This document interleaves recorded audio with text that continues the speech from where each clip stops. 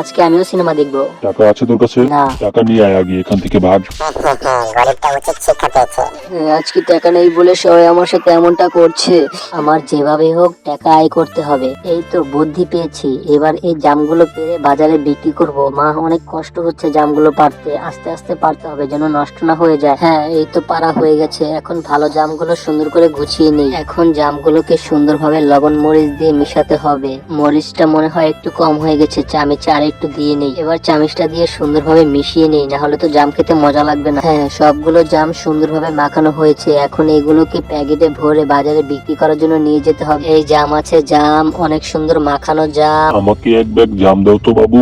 এই যে সাহেব, 10 টাকা হয়েছে। এই যে নাও তোমার 10 টাকা। কি মজা, সিনেমা দেখতে যাব। এই যে সাহেব, আপনার টিকিটের টাকা।